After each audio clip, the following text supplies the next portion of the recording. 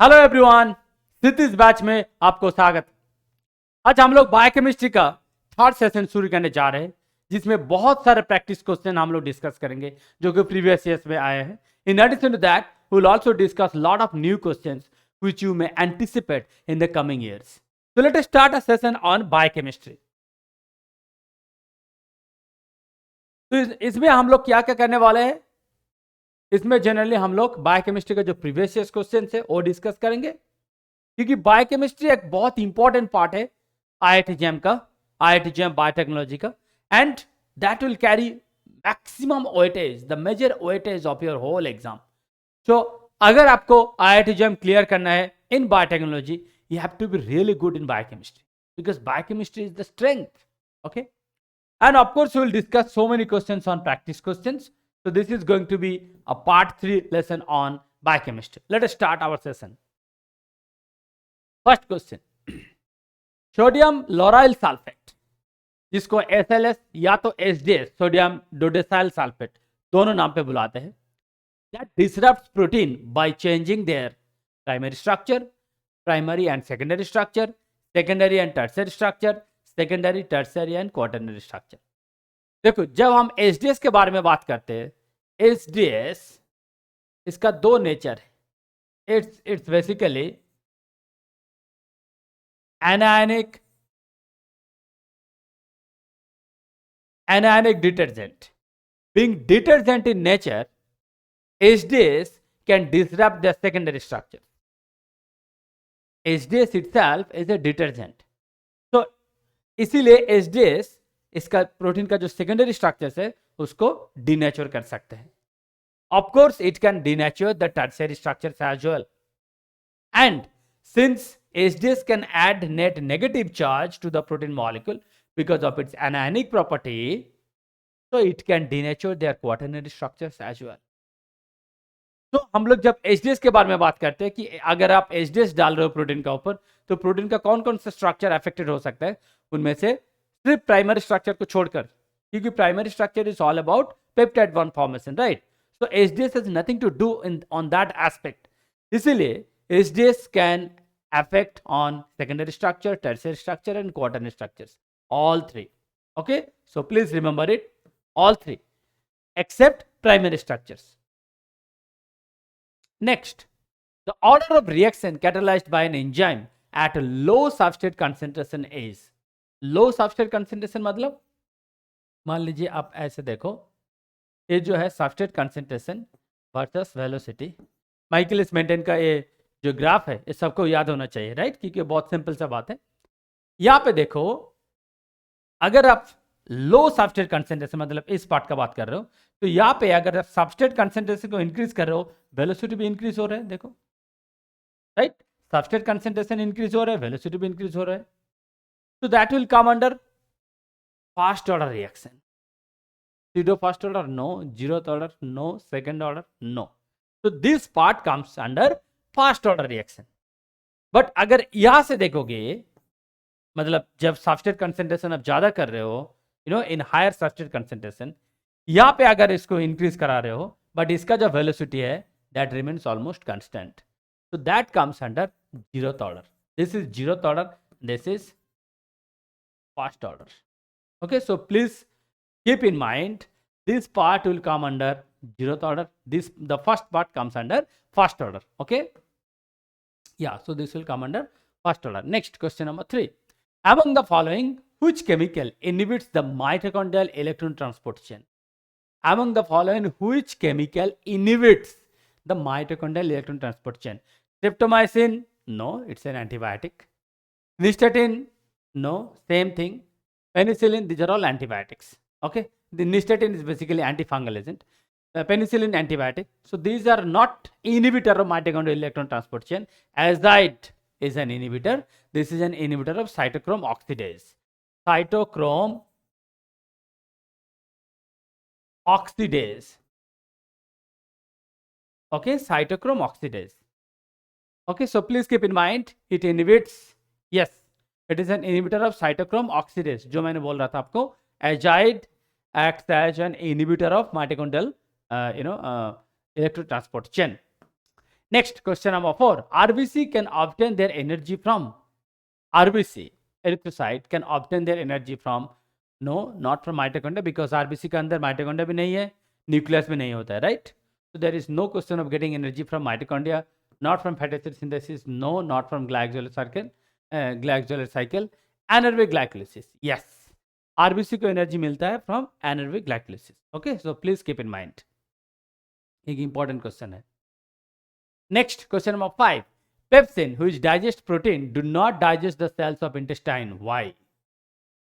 Pepsin digests the protein, it do not digest the cells of intestine. अब देखो, अगर हम लोग पेप्सिन का बात करते हैं,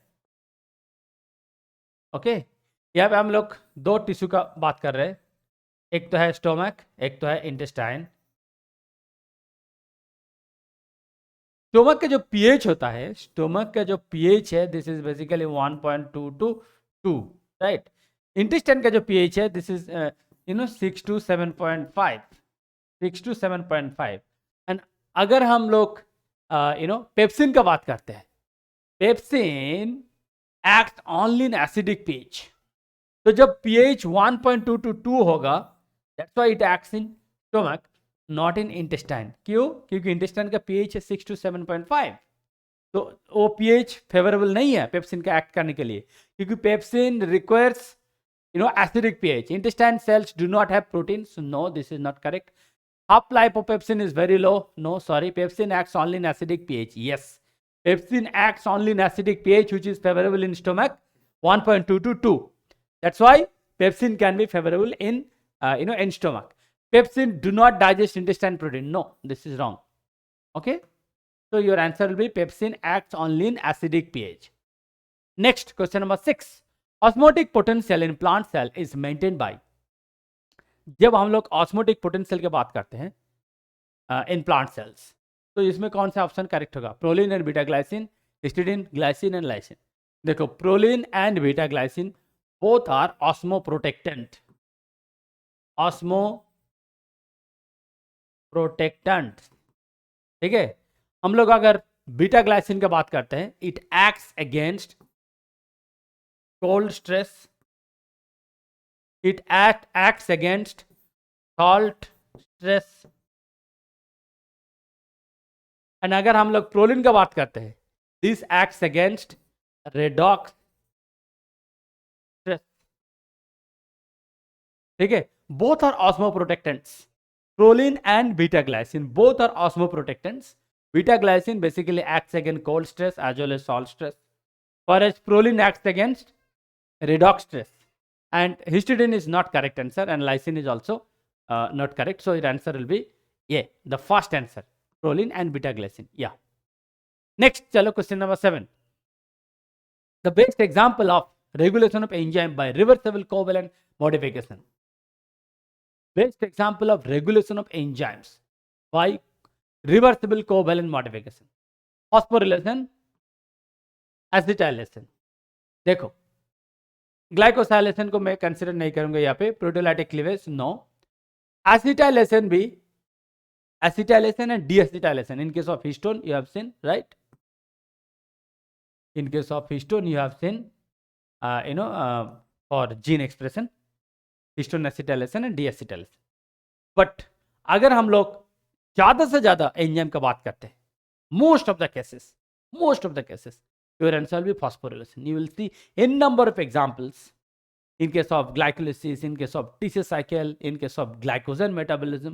आपको बहुत एंजाइम आप पढ़े होंगे डेफिनेटली, जहाँ पे आपको पता चलेगा कि हाँ, एंजाइम अगर फॉस्फोरिलेट हो गया तो एक्टिविटी आ रहा है, एंजाइम अगर डीफॉस्फोरिलेट हो गया तो एक्टिविटी नहीं आएगा. या तो बस उल्टा भी हो सकता है, क्योंकि कभी कभी केस में आपको ऐसा मिलेगा कि एंजाइम डीफॉस्फोरिलेटेड स्टेट में एक्टिव रहेगा, अगर फॉस्फोरिलेट हो गया तो डीएक्टिवेट हो जाएगा, राइट.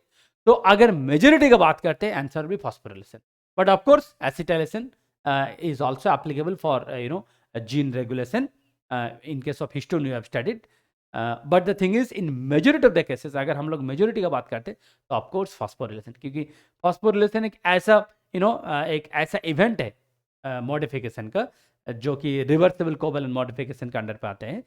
फॉस्फोरिलेट एंड डीफॉस्फोरिलेट बहुत इजीली इसको आप मॉडिफाई कर सकते हो, एंड बहुत इजीली इसको ऑफ जीन रेगुलेशन का केस में, मतलब एंजाइम को एक्टिव रखना है या डीएक्टिवेट रखना है, in that case we use phosphorylation. Okay, so that's why phosphorylation will be your answer. The best example, of course, will be phosphorylation.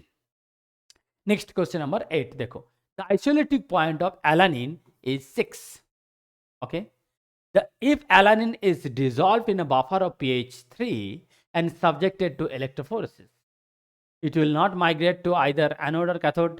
It will migrate towards cathode. It will migrate towards anode. Some will migrate towards anode. Some will migrate towards cathode. अच्छा, देखो एक बात हम लोग पहले discuss कर लेते हैं. ये मान लीजिए टोटल पीएच स्केल 0 to 14, ये है पीएच स्केल. मान लीजिए कि इसका पीआई है 5, पीआई है 5.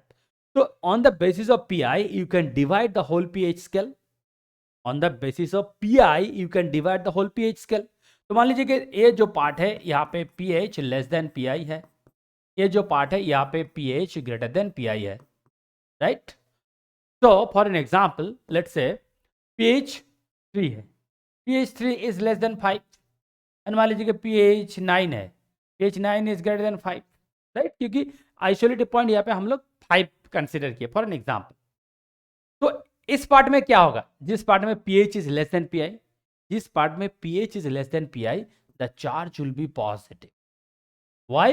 क्योंकि pH कम है, लो pH का मतलब क्या है, प्रोटॉन कंसंट्रेशन विल बी मोर. तो जब प्रोटॉन कंसंट्रेशन मोर होगा, सो this will remain protonated state, protonated state.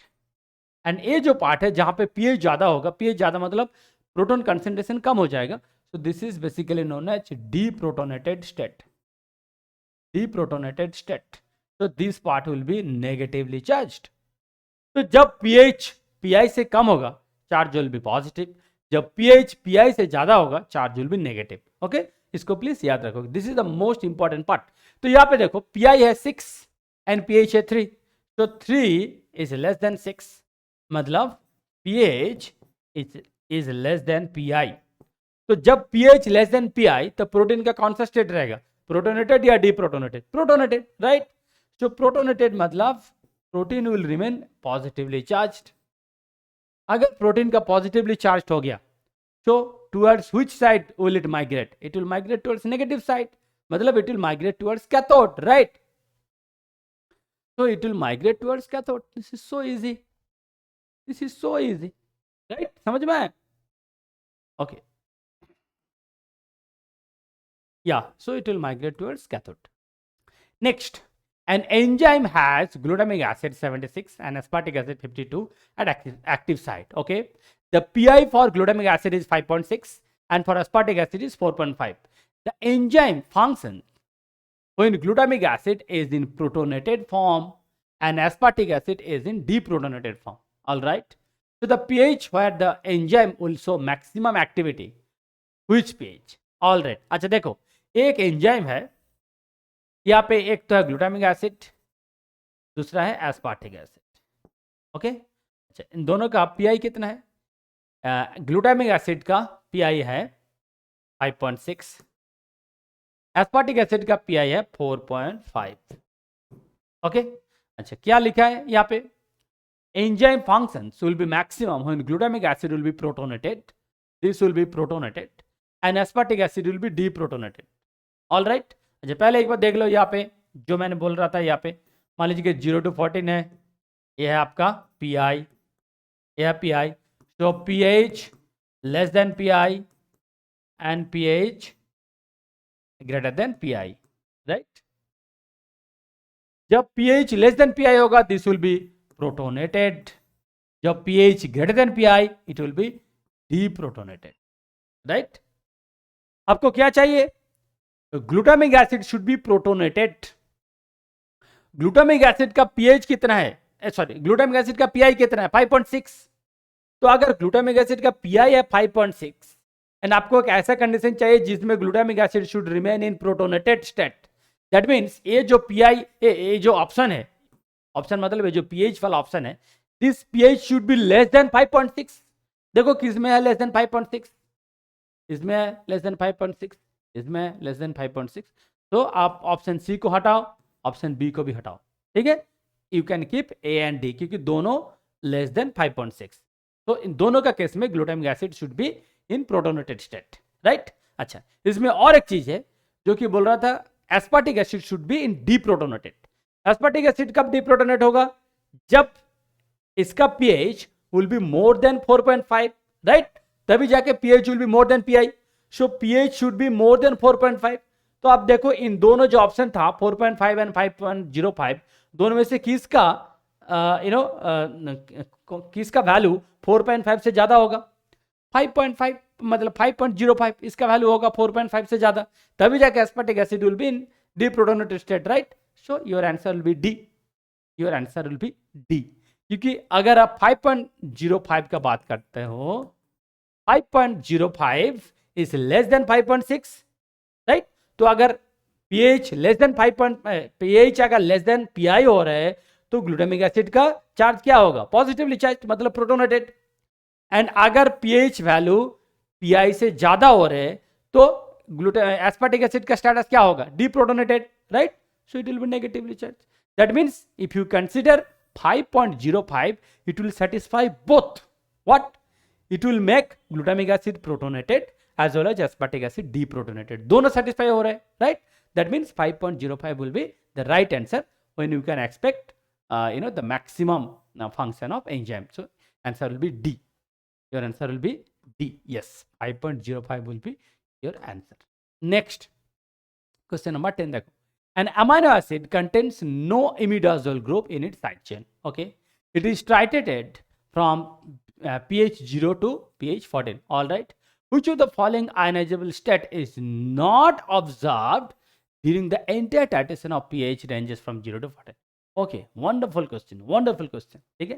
अच्छा देखो, हम लोग जब शुरू करते हैं ना ट्राइटेशन, तब क्या होता है, ये जो स्टेट मैं बता रहा हूँ, जनरली क्या होता है, इसका यहाँ पे बोल दिया कि देखो no ionizable group in its side chain.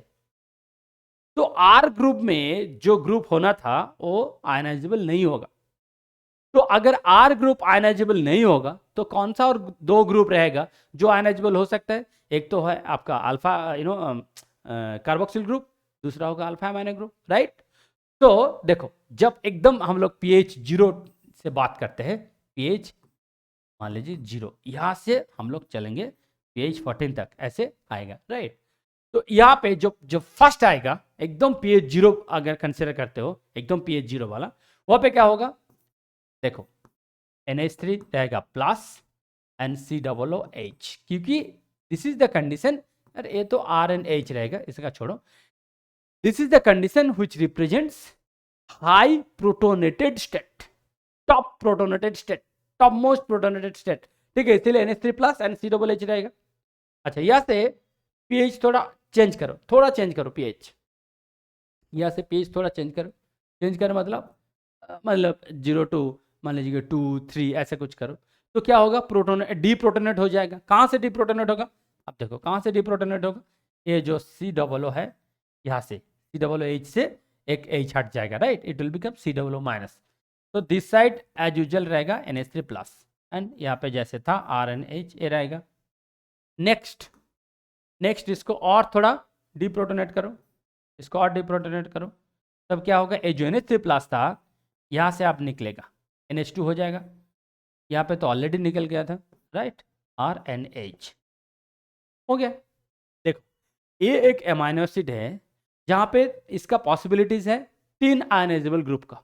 एक है अल्फा अमाइनो ग्रुप, एक है अल्फा कार्बोक्सिल ग्रुप, एक है R ग्रुप, मतलब 3 मैक्सिमम आयनाइजेबल ग्रुप है। बट यहाँ पे लिखा है कि अब मान लो कि no ionizable group in side chain, तो जब मेंशन कर दिया कि R ग्रुप आयनाइजेबल नहीं हो सकता है, तो और कितना बाकी रहेगा? सिर्फ 2 ही ग्रुप बाकी रहेगा, राइट। तो कितना बार डीप्रोटोनेट हो सकता है? 2 बार डीप्रोटोनेट हो सकता है।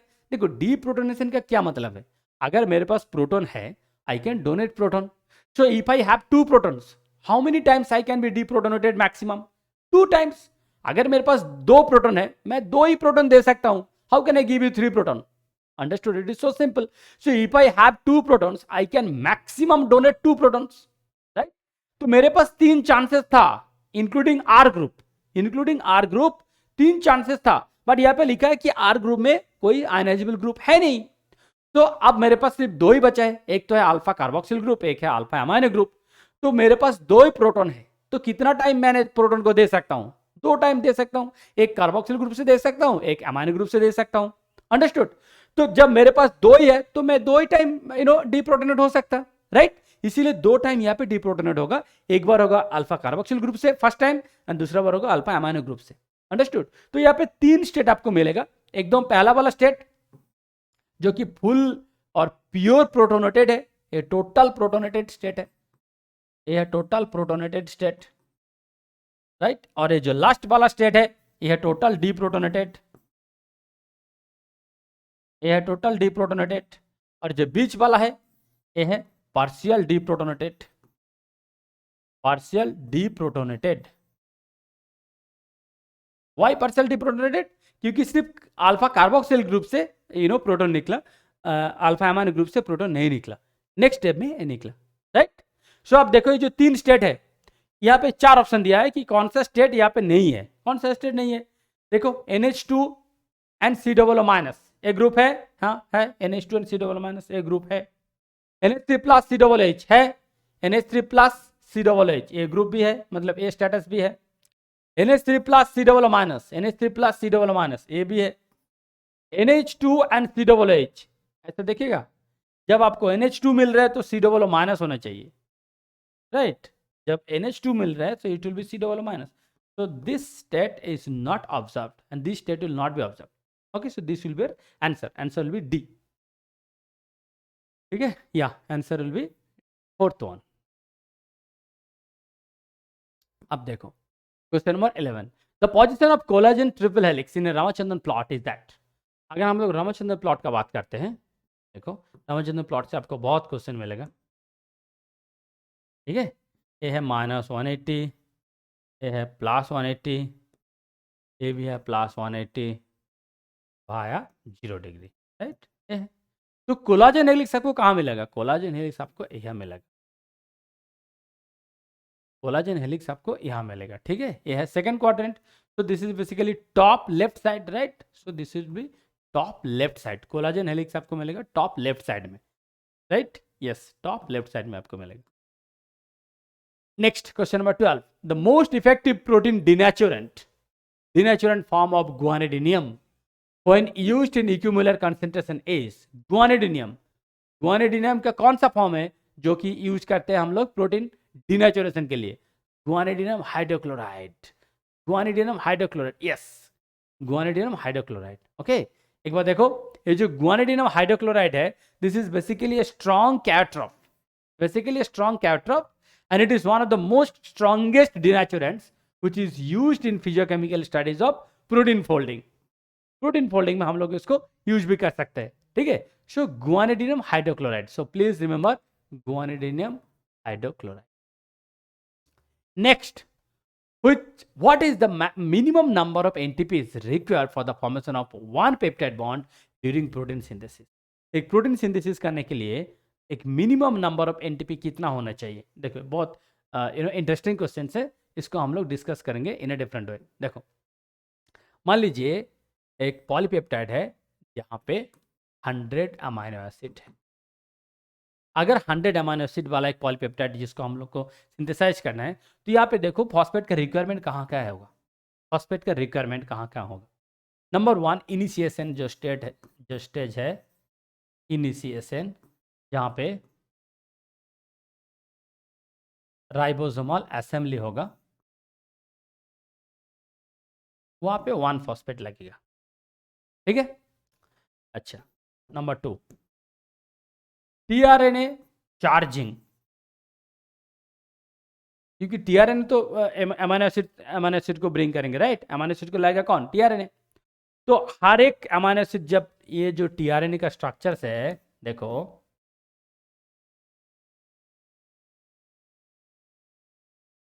ये जो टीआरएनए है, this is acceptor arm, right? यहाँ पे अमीनो एसिड, यहाँ पे अमीनो एसिड बाइंड होगा, यहाँ पे अमीनो एसिड बाइंड होगा। तो अमीनो एसिड बाइंड होने के लिए यहाँ पे कितना फॉस्फेट ग्रुप चाहिए? 2 फॉस्फेट ग्रुप चाहिए। यहाँ पे 2 फॉस्फेट ग्रुप चाहिए, राइट। तो यहाँ पे कितना अमीनो एसिड है, 100 अमीनो एसिड से हम लोग डील कर रहे हैं। हम लोग जो पॉलीपेप्टाइड का डील कर रहे हैं उसमें हम लोग एज्यूम किया कि 100 अमीनो एसिड से, तो टीआरएनए 100 अमीनो एसिड्स को लाएंगे। तो अगर एक अमीनो एसिड को यहाँ पे अटैच करने के लिए 2 फॉस्फेट ग्रुप चाहिए, तो 100 को लाने के लिए कितना चाहिए, 200, 200 चाहिए आपको, right. Okay, next peptide bond formation.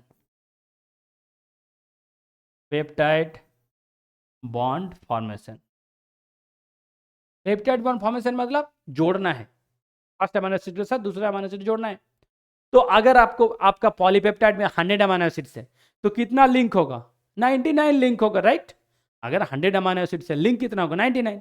तो 99 फॉस्फेट ग्रुप चाहिए आपको, 99 फॉस्फेट ग्रुप चाहिए, क्योंकि 100 पॉलीपेप्टाइड है, सॉरी 100 अमीनो एसिड से, तो 99 पेप्टाइड बॉन्ड फॉर्मेशन होगा, तो 99 फॉस्फेट ग्रुप आपको चाहिए। ओके, अब देखो प्रोटीन फॉर्मेशन, प्रोटीन ट्रांसलेशन के टाइम पे जो ए साइड टू पी साइड जो ट्रांसलोकेशन होता है, जिसको ट्रांसलोकेशन बोलते हैं हम लोग, ट्रांसलोकेशन। ट्रांसलोकेशन कितना बार होगा, अगर 100 अमीनो एसिड से, तो ट्रांसलोकेशन कितना बार होगा, 99 टाइम्स होगा, राइट। तो यहाँ पे भी आपको 99 चाहिए, 99 फॉस्फेट ग्रुप चाहिए आपको, राइट। ओके, नेक्स्ट लास्ट, जब टर्मिनेशन होगा, जब प्रोटीन सिंथेसिस स्टॉप होगा, टर्मिनेशन के टाइम पे, वहाँ पे भी जब राइबोसोमल डिसअसेंबली होना है, in that case also it requires one more phosphate group, right? So termination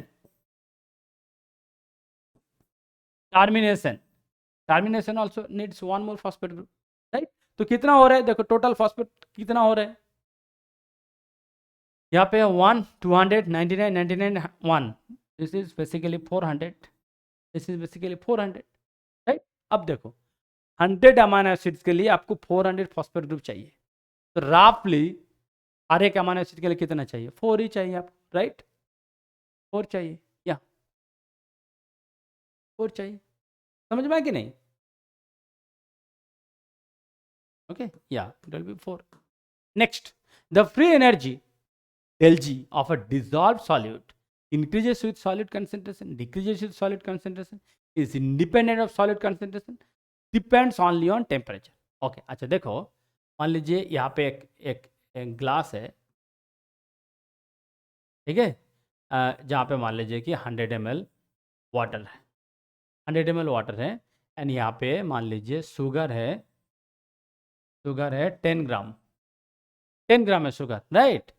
यहाँ पे मान लीजिए और आप शुगर डाल रहे हो, मतलब सॉल्यूट और इंक्रीज कर रहे हो, 40 ग्राम और डाल रहे हो, तो जितना शुगर इंक्रीज कर रहे हो, तो पहले शुगर का कंसेंट्रेशन कितना था, शुगर का कंसेंट्रेशन था 10 ग्राम पर 100 ml, फिर बाद में कितना हुआ 50 ग्राम पर 100 ml।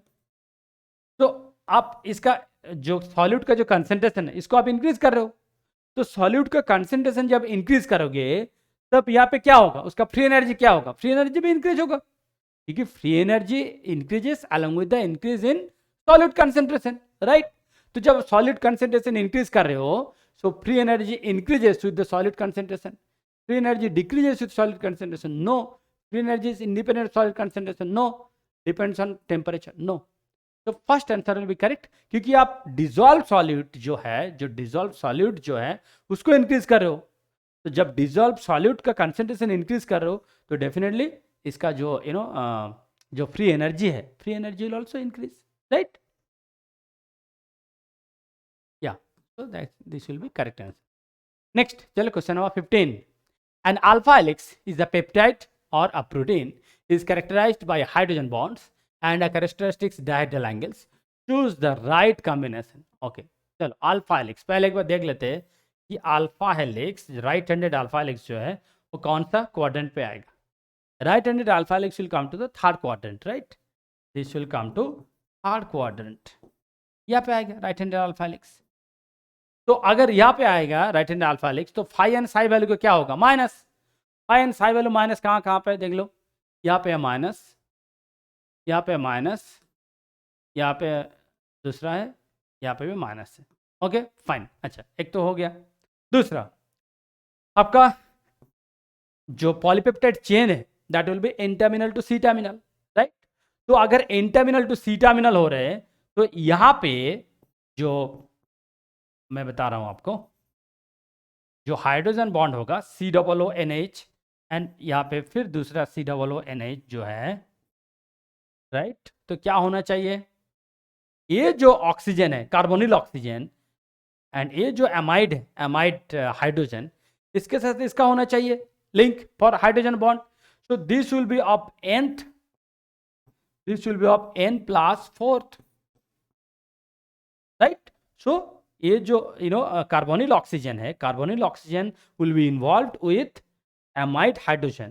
That means carbonyl oxygen of the nth residue will be involved with the amide hydrogen of the n plus fourth residues in hydrogen bond formation. तो चलो देख लेते हैं। CO of I, yes, with NH of I plus fourth, absolutely correct. This is what, this CO of N with NH of I plus fourth, this is absolutely fine. देखो दूसरा क्या है, NH of 1 with this, इसमें क्या problem होगा, ये हो सकता है definitely, but in this case the direction will be C terminal to N terminal, the first one will be N terminal to C terminal. Polypeptide को हम लोग generally N terminal to C terminal consider करते हैं। अगर ऐसा इसको उल्टा कर दिया, ये जो सेकंड वाला ऑप्शन है, this basically gives direction from C terminal to N terminal. Okay, ऐसे भी पॉसिबल हो सकता है, but the thing is majority of the cases we consider N terminal to C terminal, right. So the first answer will be the correct answer, and the last one is CO of I with NH of I plus 3. This is applicable to 310 helix. This is applicable to 310 helix. This is the difference between 310 helix versus alpha helix. क्योंकि alpha helix में I plus fourth, and 310 helix में I with I plus 3. अगर हम लोग pi helix का बात करते हैं, pi helix में I with n plus fifth, यह है डिफरेंस। ठीक है, मैं फिर से बता रहा हूं, अगर अल्फा हेलिक्स हुआ n with n plus fourth, 310 helix में n with n plus 3, pi helix में n with n plus fifth. ठीक है, ये है हाइड्रोजन बॉन्ड फॉर्म करने का उसका रूल्स। नेक्स्ट, या सो जो मैंने बोल रहा था, option A will be the correct answer. Next question number 16, Michaelis and Menten derive the equation using which one of the following assumption. Michaelis and Menten MM equation जिसको हम लोग बोलते हैं, MM इक्वेशन कौन सा है, MM इक्वेशन है V naught equals to Vmax into substrate concentration divided by substrate concentration plus Km। देखो ये जो इक्वेशन है इसको हमेशा आपको याद रखना है, क्योंकि बहुत सिंपल सा इक्वेशन है, एंड इसको आपको याद रखना ही है, क्योंकि बहुत सारे क्वेश्चन है जहाँ पे only to solve this question you need to remember this simple equation. Okay, अच्छा यहाँ पे लिखा है कि which of the following assumption they made during their derivation। okay, rate limiting step in the reaction is the breakdown of ES complex to product and product and free enzyme। yes, absolutely true। इसका मतलब क्या है, देखो E plus S to ES to E plus P, ये वाला जो step है, ये वाला जो स्टेप है कि ES को आप ब्रेकडाउन कर रहे हो to product and free enzyme, to product and free enzyme, right. ये वाला जो स्टेप है, this is basically rate limiting step. This is basically rate limiting step. ठीक है, this is absolutely true. Rate limiting step is the formation of ES complex. No, sorry, concentration of the substrate can be ignored। no, non-enzymatic degradation of the substrate is the major step। no, sorry। So which one is the correct answer? The breakdown of ES complex to free enzyme and product, this is the rate limiting step। yes, this will be the rate limiting step। next question number 17, which one of the following interactions play a major role in stabilizing B type of DNA। देखो अगर हम लोग ऐसे बात करते हैं इसका, ठीक है, अगर हम लोग इसका बात करते हैं, ये जो स्टेबिलिटी है, ये जो स्टेबिलिटी है, मान लीजिए कि AT, GC, CG, TA, अच्छा ये जो स्टेबिलिटी है ना, दूसरा काला दे रहा हूँ तब पता चला, ये जो स्टेबिलिटी है, ये जो स्टेबिलिटी है, ये जो स्टेबिलिटी है, ये स्टेबिलिटी क्या है, ये क्या है, this is basically base stacking interaction. This is basically base stacking interaction, This is one kind of hydrophobic interaction. This is one kind of hydrophobic interactions, and this is the, you can say, the inner strength or the most significant, contributing factors for the stability of the bDNA. Yes, the hydrogen bonds are there. These are the hydrogen bonds, right? These are the hydrogen bonds. This is also important, but I can tell you the most important factor is, of course, ये वाला जो interactions, ये वाला जो interactions. This is base stacking. This is basically hydrophobic interactions. This is basically hydrophobic interactions. This is the correct answer, which gives major stability to the DNA helix, particularly for B type of DNA. Okay. Yeah, B will be your correct answer. Next question number 18 देखो. Which peptide bond, colour इसको change कर लेते हैं, marked as A, B, C, D and E will be broken when the following oligopeptide is treated with trypsin at pH 7. Okay. अच्छा, trypsin कहाँ act करेगा? Lysine या तो arginine on C terminal. C terminals. What do you mean by C terminal? अच्छा, इसका मतलब है, मान लीजिए ऐसे है कि methionine, valine, lysine and isoleucine. Okay. And मान लीजिए फिनाइलएलाइन, ऐसे एक है. ओके, ऐसे हैं, एंड आप इसको ट्रिप्सिन से डाइजेस्ट कर रहे हो, ट्रिप्सिन से डाइजेस्ट कर रहे हो. This is N terminal, this is C terminal, right? N terminal and C terminal. तो ट्रिप्सिन से डाइजेस्ट कर रहे हो. ट्रिप्सिन कहाँ डाइजेस्ट करेगा? लाइसिन में, that too on C terminal. तो ये वाला जो बॉन्ड है इसको डाइजेस्ट करेगा. So you will get this plus this, मतलब आपको दो फ्रैगमेंट मिलेगा. one fragment in the form of methionine, valine and lysine. One fragment. This is fragment 1 and this is fragment 2. Isolation and lysine. यहाँ पे C terminal मतलब towards right side. ये वाला जो link है between lysine and isolation, this bond will be broken. अच्छा, number 1. Number 2, एक चीज आपको याद रखना है, अगर ये वाला अमाइनो एसिड आइसोल्यूसिन की जगह प्रोलिन होता, then this digestion would have not taken place. I'll repeat it again. अगर प्रोलिन आ रहे डाइजेशन साइट पे, अगर proline is coming on the digestion site, proline will not allow any digestion to take place. Why? Because proline is believed to bend the chain. That's why there will be no more digestion. Simple. This is second point. Now third point regarding this trypsin, chymotrypsin, pepsin, cyanogen bromide, anything, these are all, you can say protease. These are all protease. Remember one thing, these proteases are endoprotease. These are endo. These are not exo. These are not exo. That means they cannot act on terminal residue. They will never act on terminal residue. They will always act internal. मतलब मान लीजिए एक ऐसे है, एक मैं आपको बता रहा हूँ. मान लीजिए ऐसे है कि methionine, valine, lysine and isolation. ठीक है. यहाँ पे आप मान लीजिए इसको ट्रिप्सिन से डाइजेस्ट कर रहे हो, तो आपको क्या एक्सपेक्टेशन होगा कि लाइसिन एंड आइसोलेशन, ये वाला जो बॉन्ड है इसको टूटेगा, राइट? No, this will not be digested. Why? Because this is coming the terminal residues. Understood? So this will not be digested because this is coming as terminal residue. तो मैंने तीन चीज बोला. फर्स्ट, इसका डाइजेशन के बारे में, कहाँ पे डाइजेशन होगा? Trypsin will digest on lysine और arginine on C terminal. This is first thing. Second thing मैंने क्या बोला? सेकेंड थिंग बोला कि अगर यहाँ पे प्रोलिन आ रहे, अगर यहाँ पे प्रोलिन आ रहे, तो it will not be digested. Third thing, this digestion should be endoprotease site, not exoprotease site. तो तीन चीज मैंने बोला, चाहे ट्रिप्सिन हो, चाहे काइमोट्रिप्सिन हो, चाहे पेप्सिन हो, हर एक चीज के बारे में जितना सारा प्रोटीएज है, हर एक प्रोटीएज का ये जो लास्ट जो दो चीज है दैट इज कॉमन. वन की अगर प्रोलिन आ रहे near the digestion site, there will be no more digestion. This is the most common thing. Second thing, this will not digest the terminal residue. It has to be endoprotease. This cannot be exoprotease. Okay, fine. अच्छा, अब चलो देखते हैं कि अगर ये जो polypeptide दिया हुआ है इसको अगर ट्रिप्सिन से डाइजेस्ट करो तो कहाँ डाइजेशन हो सकता है, राइट। अच्छा देखो, लाइसिन यहाँ पे तो होने के चांस ही नहीं है क्योंकि ये टर्मिनल हो रहा है, राइट। यहाँ पे होना था बट नहीं होगा, क्यों? क्योंकि प्रोलिन आ गया। अच्छा फिर यहाँ पे हो सकता है, यस, आर्जिनिन। यहाँ पे नहीं होगा, यहाँ पे नहीं होगा क्योंकि टर्मिनल हो गया, तो सिर्फ डी में ही डाइजेशन होगा। ऑप्शन एक है डी, ओनली डी में डाइजेशन होगा और कहीं नहीं डाइजेशन होगा। यहाँ पे नहीं होगा, क्यों? क्योंकि प्रोलिन आ गया। यहाँ पे नहीं होगा क्योंकि टर्मिनल है, राइट। तो ओनली डी होगा right answer. Yes, only D will be your right answer. Understood? समझ में आया?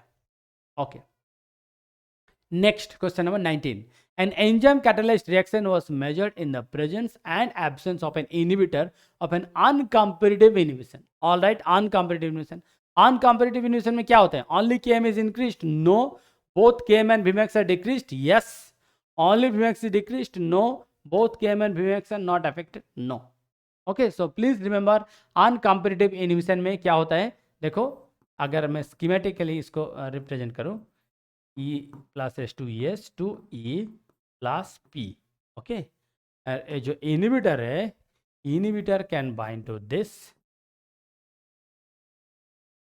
Inhibitor can bind to this also. तो यहाँ पे आपका Km जो है अफेक्टेड होगा, यहाँ पे Vmax जो है वो अफेक्टेड होगा। अंडरस्टूड? इसीलिए अनकम्पेरेटिव इनहिबिशन में Km and Vmax both will be decreased. Both will be decreased. Please remember it. Yeah, both Km and Vmax will be decreased. Next, question number 20. जो थोड़ा कलर चेंज कर लेता हूँ। A is converted to E by enzymes EA, EB, EC and ED. Okay, all right. The Km values of the enzymes are 10 to the minus 2, 10 to the minus 4, 10 to the minus 5 and 10 to the minus 6 respectively. These are their Km values. Okay, all right. If all the substrates and the products are present at a concentration of 10 to the minus 4 molar, मान लीजिए कि substrates and products all are present at a concentration of 10 to the minus 4 molar and the enzymes have approximately the same Vmax, the rate limiting step will be what? What will be the rate limiting step? अच्छा, पहले एक बात बताओ, what do you mean by rate limiting step? Rate limiting step is the slowest step. Rate limiting step will be the slowest step. ठीक है, slowest का मतलब क्या है? Km का जो वैल्यू है, Km value should be highest, right. तो the Km value should be highest, right. अब देख लो Km वैल्यू किसका हाईएस्ट है? 10 to the minus 2 will be highest, right. तो 10 to the minus 2 किसका है? ए का है। ये कहाँ है? ये यहाँ पे है, राइट। तो third option will be your correct answer. समझ में आया? मैं फिर से बता रहा हूँ, देखो रेट लिमिटिंग स्टेप का क्या मतलब है? The slowest step. आपको कैसे पता चल गया स्लोएस्ट होगा? अगर उसका Km वैल्यू ज़्यादा हो गया, Km वैल्यू ज़्यादा हो गया इसका मतलब क्या है? एंजाइम के साथ सब्सट्रेट की एफिनिटी कम है। अगर एंजाइम के साथ सब्सट्रेट की एफिनिटी कम होगा तभी उसका जो रिएक्शन का रेट है that will be less, right. So that will be slowest. So अगर किसी रिएक्शन को स्लोएस्ट होना है, in that case the affinity between enzyme and the substrate should be very less. And when will that happen? It can only happen when there Km value is the highest. When Km value बहुत ज्यादा हो रहा है इसका मतलब क्या है? उसका एफिनिटी बहुत कम है, right. So C will be your answer, right? Yeah, C will be your answer. Next, question number 21. The molecular mass of a protein determined by a gel filtration chromatography is 120 kilodalton. When its mass is determined by HDS page with and without beta marker ethanol. With and without beta marker ethanol. Mind it. With and without beta marker ethanol, it is only 60 kilodalton. Okay. What is the most probable explanation for this observation? देखो, एक protein जिसका molecular weight आया 120 kilo Dalton gel filtration में, मतलब native में आया 120 kilo Dalton, HDS में and HDS plus beta मार्कअप्टर ethanol दोनों का केस में आया 60 में, दोनों का केस में आया 60 में, राइट। इसका मतलब क्या है? एक बात मैं बता रहा हूँ, हम लोग बीटा मार्कअप्टर इथेनॉल क्यों डालते हैं? बीटा मार्कअप्टर इथेनॉल डालते हैं to break the disulphide bond, right. अच्छा, अब एक चीज देखो, यहाँ पे बीटा मार्केट इथेनॉल डाले हो, यहाँ पे you have added beta mercaptoethanol, यहाँ पे there is no beta mercaptoethanol, फिर भी आपको दोनों में 60 मिल रहे हैं। इसका मतलब क्या है? इसका मतलब इस प्रोटीन में डाइसल्फाइड बॉन्ड नहीं है। अंडरस्टूड।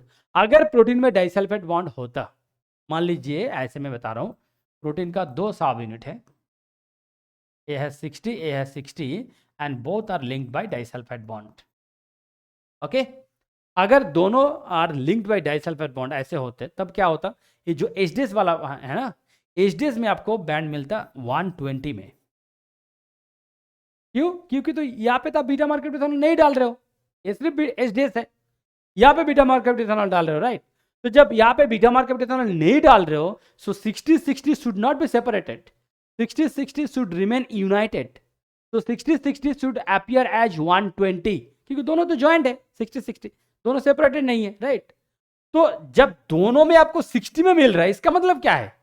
इसका मतलब यहाँ पे डाइसल्फाइड बॉन्ड है ही नहीं, डाइसल्फाइड बॉन्ड नहीं है, इसीलिए आप बीटा मार्केट इथेनॉल चाहे डालो या ना डालो, दोनों में आपको 60 मिल रहा है। अंडरस्टूड? तो आप देख लो यहाँ पे क्या है, protein is a dimer, of course protein is a dimer in which two identical chains are cross linked by disulphide bond. Sorry, there is no disulphide bond. अगर डाइसल्फाइड बॉन्ड होता तो एचडीएस में सिर्फ 120 में आपको बॉन्ड मिलता, right? So this is wrong. Protein is a monomer. No, it is not a monomer. It has to be a dimer. क्योंकि आपको 60 में बैंड मिला है यहाँ पे, राइट? जब 60 में मिल रहा है band, that means there are 260 component, इसीलिए प्रोटीन का मॉलिक्यूलर रेट है 120। अंडरस्टूड? जब आपको पता ही चल गया कि नेटिव में हमको 120 में मिल रहा है थ्रू साइज एक्सक्लूशन, एंड जब आप बीटा मार्केट इथेनॉल डाल रहे हो या नहीं डाल रहे हो, आपको 60 में मिल रहा है, इसका मतलब क्या है? 260 यूनिट है, तभी जाके 120 होगा, right? So protein cannot be monomer, it has to be a dimer. Understood? Okay, so now the protein is most likely to be composed of 2 subunits having identical molecular mass. Yes, it seems to be correct. Protein is a monomer. No, sorry. तो यहाँ पे option ऐसे दिया है कि protein is composed of 2 subunits, equal molecular subunits, and यहाँ पे disulphide bond का कोई बात ही नहीं है। अगर डाइसल्फाइड बॉन्ड होता तब एचडीएस का केस में आपको 120 में बॉन्ड मिलता, right? So this is wrong, मतलब ऑप्शन सी है करेक्ट आंसर, राइट? Yeah, देखो option C will be your correct answer. Next, which statement best describes the pK of amino acids in proteins? अच्छा, जब pK हम लोग बात करते हैं, pK मतलब क्या है? pK का मतलब होता है एक पर्टिकुलर pH जब डीप्रोटोनेशन होता है, जब डीप्रोटोनेशन होता है, राइट? तो डीप्रोटोनेशन कहाँ से शुरू होता है? Please remember, deprotonation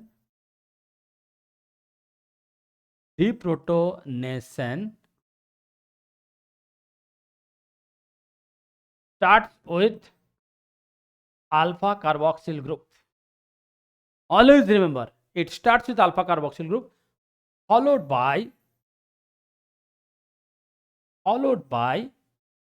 R side chain, followed by R side chain, right? तो ये जो pK का जो वैल्यू है, ये जो pK का जो वैल्यू है, इसका जो वैल्यू है, value for alpha carboxyl group will be always less.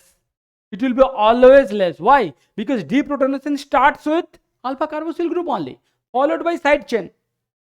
So pK group में ये जो pK का जो वैल्यू होगा साइड ग्रुप में, R साइड चेन का, it will be always greater, it will be always higher compared to alpha carboxyl group, क्योंकि deprotonation starts with alpha carboxyl group only, right? So इसका हमेशा pK value कम होगा, R group का हमेशा ज्यादा होगा। देख लो यहाँ पे क्या है, pK of alpha amino group is always higher than the epsilon amino group. No, sorry, pK of amino group is lower than the pK of epsilon amino group. Yes, pK of alpha amino group is same as that. No, pK of amino group is higher than the pK of guanidine. No, so answer B will be correct answer. Understood? क्योंकि ये जो deprotonation वाला जो process है, deprotonation always starts with alpha carboxyl group only, then followed by R side chain. Okay, तो इसलिए जो E वाला है, this is basically epsilon, this is basically side chain, this is basically side chain, right? And ये जो है, this is basically alpha, मतलब alpha carboxyl group, तो इसका तो पहले ही होगा, उसके बाद आएगा साइड चेन, राइट? या बी जो मैंने बोला था आपको। ओके, नेक्स्ट देखो 23, what is the effect of two four dinitrophenol on mitochondria? What is the effect of two four dinitrophenol? This is an uncoupler, this is an uncoupler. अच्छा, अनकपलर क्या करते हैं एक बार देख लो, यहाँ पे ये है आपका इनर मेम्ब्रेन, ये है आउटर मेम्ब्रेन, ये इनर मेम्ब्रेन माइटोकॉन्ड्रिया के, ये है आउटर मेम्ब्रेन, ये है मैट्रिक्स, ये है इंटर मेम्ब्रेन स्पेस। ठीक है, ये इंटर मेम्ब्रेन स्पेस। अब क्या होगा, electrons will be transferred in this way, right? Electrons will be transferred in this way, electrons will be transferred in this way. यहाँ पे आपका कॉम्प्लेक्स 1, कॉम्प्लेक्स 2, कॉम्प्लेक्स 3, कॉम्प्लेक्स 4 ये सब है थ्रू इनर मेम्ब्रेन, राइट? अच्छा, जब electrons are transfer at the same time, protons will also be pumped out, proton will also be pumped out. तो proton का क्या होगा, प्रोटॉन जितना ज्यादा इलेक्ट्रॉन ट्रांसपोर्ट होगा उतना ही ज्यादा proton will be transported from matrix to intermembrane space. तो इंटरमेम्ब्रेन स्पेस में प्रोटॉन का कंसेंट्रेशन बहुत ज्यादा हो जाएगा, बहुत ज्यादा हो जाएगा, राइट? एंड मेम्ब्रेन है पूरा इंटैक्ट, तो मेम्ब्रेन इंटैक्ट है, यहाँ पे कोई लीकेज नहीं है, राइट? तो अब यहाँ पे मैं बता रहा हूं, यहाँ पे क्या है, ये जो इनर मेम्ब्रेन है, यहाँ पे है आपका F0 and F1 particle. This is nothing but ATP synthase enzyme. This is nothing but ATP synthase enzyme. अब यहाँ पे क्या होगा, देखो यहाँ पे क्या होगा, मैं आपको बता रहा हूँ। ये जो प्रोटॉन कंसेंट्रेशन बहुत ज्यादा हो गया, this proton will actually pass through F0 particle, मतलब this proton will come from IMS to intermembrane space. कैसे आएगा, it will pass through F0। जब it will pass through F0, then F0 rotate होगा, जब F0 रोटेट होगा then F1 भी rotate होगा, right? F1 जब रोटेट होगा देन F1 में यहाँ पे क्या होता है, यहाँ पे 3 कन्फर्मेशन है, एक है L, एक है O, एक है T, loose, open and tight. यहाँ पे ऑक्सीडेटिव फॉस्फोरिलेशन होता है, राइट? तीनों जो अलग अलग कन्फर्मेशन से यहाँ पे आपका ATP सिंथेसिस होता है, जिसको हम लोग बोलते हैं ऑक्सीडेटिव फॉस्फोरिलेशन। तो एक बात समझो, ये जो मेम्ब्रेन है, माइटोकॉन्ड्रियल मेम्ब्रेन है, membrane is totally intact, membrane में कोई लीकेज नहीं है। मेम्ब्रेन में प्रोटॉन यहाँ पे जो पंप आउट हो रहा था मैट्रिक्स से इंटरमेम्ब्रेन स्पेस, ये इधर आने का मतलब इंटरमेम्ब्रेन स्पेस से मैट्रिक्स आने का और कोई चांस नहीं है, एक्सेप्ट सिर्फ एक ही चांस है, वो है थ्रू F0। इसको अगर इधर आना है तो थ्रू F0 ही आना है, और अगर F0 से आ रहे हैं which is called proton motive force, in that force F0 will rotate, once F0 rotate F1 will also rotate. ठीक है, इसलिए आपको ATP सिंथेसिस मिलेगा F1 सब यूनिट में। This is the actual process. अब क्या होगा, तो यहाँ पे एक चीज आपको पता चल रहा है, यहाँ पे 2 प्रोसेस है, एक तो है आपका इलेक्ट्रॉन ट्रांसपोर्ट, दूसरा है ऑक्सीडेटिव फॉस्फोरिलेशन मतलब ATP सिंथेसिस। तो दोनों process is somehow linked, means coupled, दोनों प्रोसेस इज कपल्ड, राइट? कैसे कपल्ड है, क्योंकि ATP सिंथेसिस होने के लिए आपको F1 को घूमना जरूरी है। F1 तभी रोटेट होगा जब F0 रोटेट होगा, एंड F0 रोटेट होने के लिए आपको प्रोटॉन फ्लक्स का जरूरत है, राइट? मतलब ATP सिंथेसिस के लिए आपको बहुत ज्यादा प्रोटॉन कंसेंट्रेशन चाहिए IMS में, मतलब इंटरमेम्ब्रेन स्पेस में, तब जाके ये जो प्रोटॉन F0 का थ्रू आ सकता है, तभी F0 रोटेट होगा and eventually F1 will also rotate. So in this case ATP synthesis process actually depends on electron transport. In which way it depends? Because it needs F0 to rotate. F0 को घुमाना है, it's like bearing, bearing में होता है ना, एक के साथ दूसरा घूमेगा, एक नीचे वाला घूमेगा तो ऊपर वाला भी घूमेगा, राइट? तो F0 को घुमाने के लिए ही प्रोटॉन चाहिए, एंड अगर F0 नहीं घूमेगा तो F1 भी नहीं घूमेगा, अगर F1 नहीं रोटेट होगा तो you will never get ATP. This is the simple thing. That's why both the process, like your your electron transport and ATP synthesis, both the processes are interlinked, which is called coupled. Now हम लोग बात करेंगे uncoupler. For an example DNP, dinitrophenol, two four dinitrophenol. 2,4-DNP क्या करेगा, यहाँ पे मैं आपको बता रहा हूँ। 2,4-DNP यहाँ पे क्या करेगा, दूसरा कलर लेता हूँ, ये क्या करेगा, मेम्ब्रेन में लीकेज कर देंगे, बहुत सारे मेम्ब्रेन में लीकेज कर देंगे। अब देखो क्या होगा, तो जो प्रोटॉन जो कि पंप आउट हो रहा था मैट्रिक्स से इंटरमेम्ब्रेन स्पेस, और इंटरमेम्ब्रेन स्पेस से मैट्रिक्स में फिर वापस आने का और कोई चांस ही नहीं था इसके पास। अब अगर आप अनकपलर देकर ट्रीट कर रहे हो, अनकपलर लाइक DNP, ये क्या करेगा, ये मेम्ब्रेन को लीक कर देंगे। जब मेम्ब्रेन लीकेज हो जाएगा तब क्या होगा, प्रोटॉन जो मैट्रिक्स से इंटरमेम्ब्रेन स्पेस तक जा रहा था वो प्रोटॉन फिर वापस आ जाएगा, through those leakage it will come back, right. तो क्या होगा, प्रोटॉन कंसेंट्रेशन आईएमएस में कम हो जाएगा। अगर प्रोटॉन कंसेंट्रेशन आईएमएस में कम हो गया तो F0 तो नहीं घूमेगा, और क्योंकि F0 को घुमाने के लिए बहुत force, in force proton should come, that's why it is called proton motive force. तो फोर्स जनरेट नहीं होगा क्योंकि इंटरमेम्ब्रेन स्पेस में सफिशिएंट प्रोटॉन है नहीं, क्योंकि सारे प्रोटॉन जो पंप आउट हो रहा था मैट्रिक्स से इंटरमेम्ब्रेन स्पेस, वो प्रोटॉन फिर वापस आ जाएगा मैट्रिक्स। कैसे? क्योंकि मेम्ब्रेन में लीकेज आ गया अभी, understood. So in that case क्या होगा, एटीपी सिंथेसिस नहीं होगा। क्यों? क्योंकि F0 नहीं घूमेगा। तो जब आप डीएनपी दे रहे हो तो एटीपी सिंथेसिस ब्लॉक हो जाएगा, मतलब स्टॉप हो जाएगा, there be no more ATP synthesis. But electron transport का कोई प्रॉब्लम नहीं है, electron will be transported, right. तो इसीलिए जब आप अनकपलर लाइक डीएनपी दे रहे हो, इसको अनकपलर क्यों बोलते हैं? कि ये जो दो प्रोसेस जो कि लिंक्ड था, एक है इलेक्ट्रॉन ट्रांसपोर्ट, दूसरा है ऑक्सीडेटिव फॉस्फोराइलेशन, ये जो दो प्रोसेस जो लिंक्ड था, ये दो प्रोसेस अभी डीलिंक्ड हो गया, सेपरेटेड हो गया। क्यों? क्योंकि एटीपी सिंथेसिस स्टॉप हो गया, सिर्फ इलेक्ट्रॉन ट्रांसपोर्ट ही बचेगा, अंडरस्टूड। इसीलिए इसको हम लोग बोलते हैं अनकपलर, क्योंकि इसका प्रेजेंस में दोनों जो प्रोसेस जो एक साथ चल रहा था, दोनों प्रोसेस का अभी डीलिंक्ड हो जाएगा, राइट। ओके, तो अब देखो क्या होगा, it will block ATP synthesis without inhibiting electron transport bye dissipating proton gradient.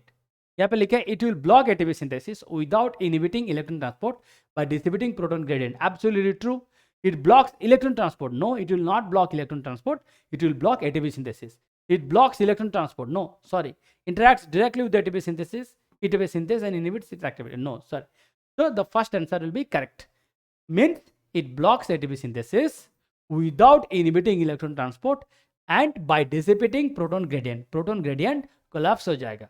Proton gradient जो कि बहुत high था IMS में, that gradient will not be maintained anymore. Right? Yeah, so first statement जो था that will be correct answer. Next, question number 24. Enzymes help to lower the activation energy of a reaction by. Enzyme, how will it lower the activation energy? अब देखो, अगर हम लोग enzyme reaction की बात करते हैं, ठीक है, देखो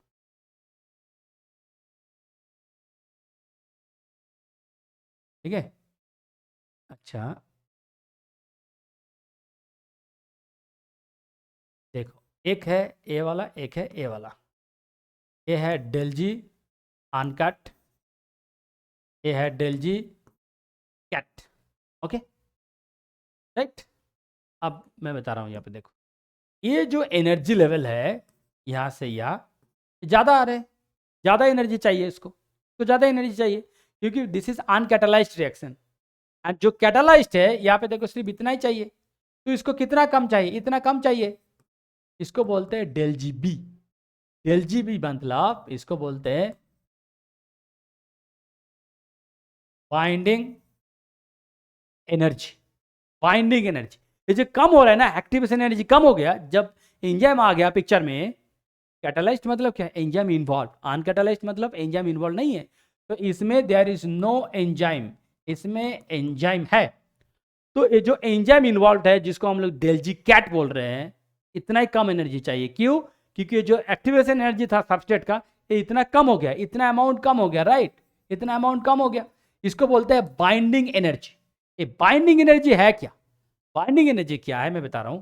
ये है आपका एंजाइम, ये है आपका सबस्ट्रेट। जब सबस्ट्रेट एंजाइम के साथ बाइंड करेगा, it will make enzyme substrate complex. ये जो एंजाइम सबस्ट्रेट कॉम्प्लेक्स है, enzyme substrate complex is stabilized by lot of non covalent interactions like hydrogen bond formation, hydrophobic interactions, ionic interactions, van der Waals force. So many non-covalent interactions are involved to stabilize enzyme substrate complex. ये जितना सारा non-covalent interactions यहाँ पे involved है, हर एक interactions will release a very minute amount of energy which is collectively known as binding energy.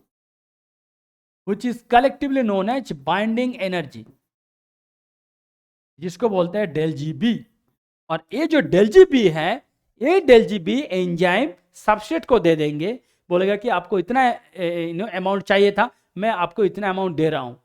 तो आपको amount कम चाहिए, मान लीजिए फॉर एन एग्जांपल इसको 100 चाहिए था, ये डेल जी बी से आ रहे हैं, मतलब बाइंडिंग एनर्जी से आ रहे हैं 30, तो एंजाइम बोलेगा कि आपको सिर्फ 70 चाहिए मैनेज करने का, आप सिर्फ 70 मैनेज करो, आपको टोटल 100 चाहिए, राइट, आप सिर्फ 70 मैनेज करो क्योंकि मैं आपको 30 दे रहा हूँ। ये जो 30 है जो एंजाइम दे रहा है सबस्ट्रेट को, that is nothing but binding energy. And binding energy कहां से आ रहे हैं? ये जो एंजाइम सबस्ट्रेट कॉम्प्लेक्स जितना ज्यादा स्टेबलाइज्ड होगा through non covalent interactions, they will release some small energy and which are collectively known as binding energy. ठीक है, देखो तो ये जो आ रहा था कैसे? By covalent interactions with substrate, no. Binding with only solvent molecules, no. Changing reactions equilibrium, no. Weak interactions with substrates, yes. These are all non-covalent interactions which are called weak interactions with the substrate. Okay, see, that's why it is enzyme substrate complex, and this is the one which is the the scientific basis of del G B, binding energy. Yeah, so this will be answer D.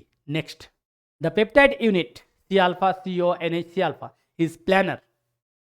ये जो है देखो C alpha C double bond O NH C alpha, इसका planar कौन सा part है? कौन सा पार्ट है? रेस्ट्रिक्शन, यहाँ पे दिस इज रेस्ट्रिक्टेड, रेस्ट्रिक्शन, यहाँ पे रेस्ट्रिक्शन है क्योंकि ये जो दो पार्ट है ये तो घूमेगा, ये तो डायहेड्रल एंगल से, राइट, ये तो डायहेड्रल एंगल से, तो ये C alpha C C double bond O and NH C alpha, ये दोनों डायहेड्रल एंगल से, ये यहाँ पे रिस्ट्रिक्शन है, सॉरी यहाँ पे there is no restriction, they can rotate, they can rotate, they can rotate, they can rotate, right, this is psi, this is phi, this is psi, this is phi, they can rotate, but यहाँ पे restriction, no rotation, no rotation.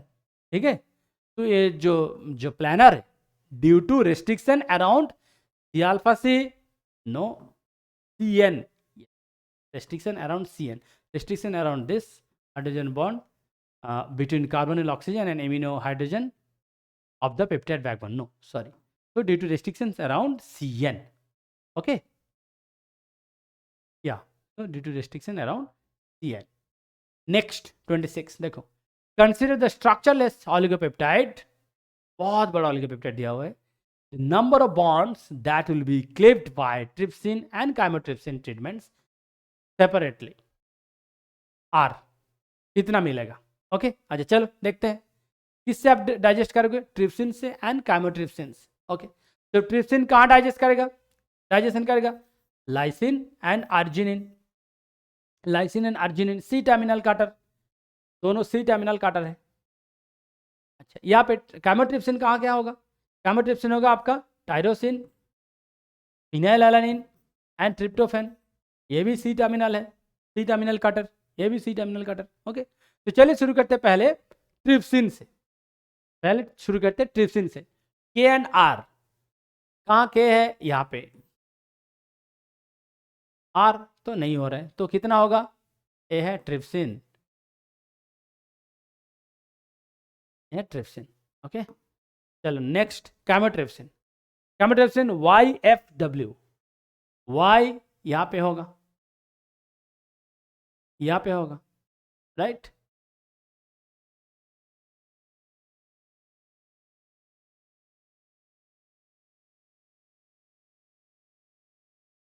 तो आपको कितना कितना train में मिलेगा? The number of bonds that will B clipped, तो trypsin कितना बॉन्ड क्लिप करेगा? 1। कैमोट्रिप्सिन कितना क्लिप करेगा? 2। तो 1 and 2 will be your correct answer, understood? 1 and 2 will be your correct answer. आपको सिर्फ ये याद रखना है कि कहाँ कहाँ ये आ रहे हैं, and that should not appear as terminal, please keep in mind, because these are all endoprotease, these are all endoprotease, these are all endoprotease, these are not exoprotease, मतलब they will digest internally not externally. Okay, yeah, so 1 and 2 will be your correct answer. Next, chirality of DNA is due to, जब DNA का chirality का बात करते हैं, अच्छा chirality का क्या मतलब है? What do you mean by chirality? A C is attached to 4 different, a C is attached to, carbon का वैलेंसी 4 होता है, राइट? तो when carbon is attached to 4 different elements, 4 different group, then this carbon is said to be chiral, this carbon is said to be chiral. तो अगर हम लोग DNA का बात करते हैं, डीएनए में वो चीज़ कहाँ आपको देखने को मिलेगा? क्या नाइट्रोजन बेस में मिलेगा? नो, कोई चांस ही नहीं है। तो कहाँ आपको देखने को मिल सकता है? आपको देखने को मिलेगा शुगर में, जो कि डीऑक्सीराइबोस है, right. Bases no hydrogen bonds between the bases, no base stacking, no deoxyribose, right. तो कायरलिटी जो देखने को मिलेगा वो आपको मिलेगा शुगर में, right. In case of sugar आपको देखने को मिलेगा। So of course deoxyribose will be an answer. Yes, deoxyribose will be an answer for chirality of DNA. Next, in proteins hydrogen bonds form as follows, like donor, hydrogen and acceptor. This hydrogen bond is more favorable if the angle between donor, hydrogen and acceptor is, it is more favorable if this angle is 180 degree. Okay, so please remember it. And A आपको दिखेगा anti parallel में, beta anti parallel seat में आपको मिलेगा 180 degree, ठीक है, beta anti parallel seat में। And जो बीटा पैरेलल है, देखो beta parallel versus beta anti parallel. Beta anti parallel में ये जो डोनर, हाइड्रोजन एंड एक्सेप्टर है, एंड यहाँ पे donor, hydrogen and acceptor, in this case this is 180 degree, in this case it is 150 degree. So please remember, beta antiparallel is more stable and this is less stable. Why? Because donor hydrogen acceptor का जो bond angle है, this is 150 degree in beta parallel set, and in beta antiparallel set this is 180 degree. That's why beta antiparallel set is more stable than beta parallel set. Okay, so please remember it. Yeah. Next, 29. Follow the table. There are some proteins, molecular weight, pi, and number of polypeptide chain, all are given to you. And the question is, which protein is likely to be retained the longest, means will elute last from a size exclusion chromatography column. Okay, तो ये अगर 4 protein है जिसका molecular दिया हुआ, आइसोलेटिव point भी दिया हुआ है, and number of polypeptide chain भी दिया हुआ है, एक एक प्रोटीन में कितना है, तो इस प्रोटीन का अगर आप साइज एक्सक्लूजन क्रोमैटोग्राफी करोगे तो कौन सा प्रोटीन लास्ट में इल्यूट होगा, मतलब किसका रिटेंशन मैक्सिमम होगा। रिटेंशन मिनिमम मतलब that will be eluted first, retention maximum मतलब that will be eluted last. तो किसका रिटेंशन लास्ट होगा? जो स्मॉलर वाला है। कौन सा स्मॉलर वाला है?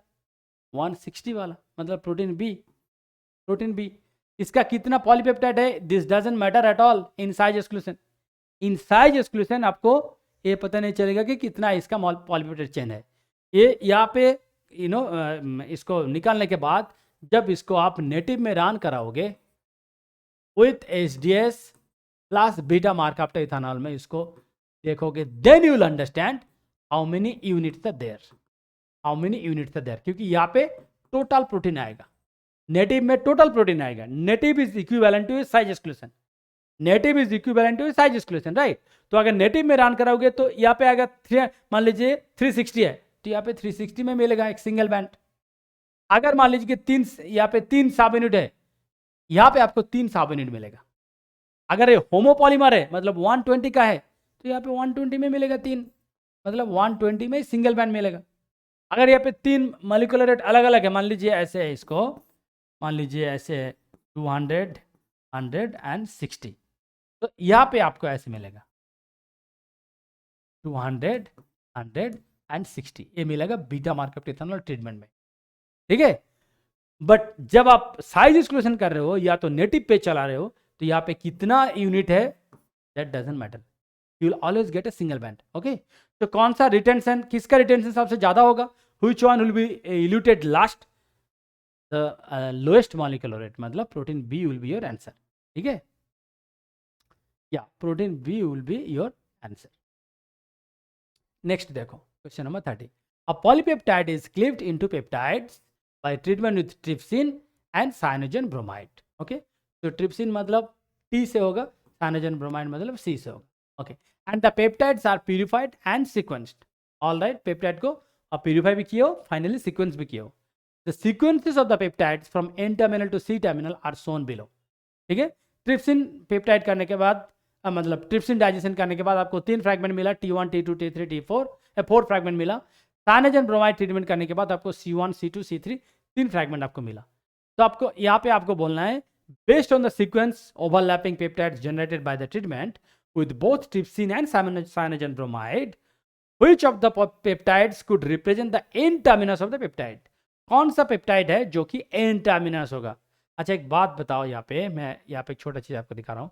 मान लीजिए एक पॉलीपेप्टाइड है, ठीक है, इसको आप दोनों डिफरेंट प्रोटीन से ट्रीट कर रहे हो. मान लीजिए कि एक रेड से ट्रीट कर रहे हो और एक दूसरा मान लीजिए कि ऐसे ट्रीट कर रहे हो, तो अलग अलग फ्रेगमेंट आपको मिलेगा, राइट? अलग अलग फ्रेगमेंट मिलेगा. आप एक बात देखो, यहां पे ये जो दो फ्रेगमेंट है, यहां से यहां तक एंड यहां से यहां तक, इसका ए वाला जो पार्ट है, this will B common, right? This will B common, this will B common. So that means हमको क्या चाहिए? हमको ये ओ वाला फ्रेगमेंट चाहिए जो कि एन को रिप्रेजेंट करते हैं, मतलब एन टर्मिनल को रिप्रेजेंट करता है, राइट? तो कौन सा फ्रेगमेंट होगा? जो कि इसका भी पार्ट है सेम और इसका भी पार्ट है. तो दोनों का जो बिगिनिंग है, दोनों का बिगिनिंग अगर सेम हो रहा है, इसका मतलब that represents an terminal, right? क्योंकि अगर आप दूसरा सीक्वेंस देखोगे, दूसरा का वो जो एन टर्मिनल वाला जो पार्ट है, that will not B common, सिर्फ आपको मिलेगा पहले में ही, क्योंकि एन टर्मिनल मतलब क्या? Beginning, right? तो अगर आपको बिगिनिंग देखना है तो बिगिनिंग दोनों का तो सेम होगा, 100% इट शुड बी सेम, मतलब टू सम एक्सटेंट.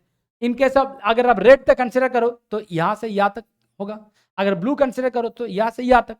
तो यहां से यहां तक जो है ये कॉमन आ रहे हैं ना, यहां एंड यहां दोनों कॉमन आ रहे हैं. इसका मतलब चाहे आप रेड का भी कंसिडर करो चाहे आप ब्लू का कंसिडर करो, both can represent your N terminal, right? तो देखो कौन सा है. यहाँ पे मैं फर्स्ट एग्जांपल ले रहा हूँ, फॉर एन एग्जांपल GASM. यहाँ पे देखो कोई सीक्वेंस शुरू हो रहा है GASM से? नो. तो this cannot represent your N terminal. Then EGA, यहाँ पे EGA है, हाँ यहाँ पे भी है. इसका मतलब T2 या तो C1, both can represent your N terminal. और देख लेते हैं DCVH, यहाँ पे DCVH है, नो. तो this cannot represent N terminal. Then YLIA, no, यहाँ पे भी नहीं है. तो this cannot represent N terminal. So your answer will be either T2 or C1. T2 or C1.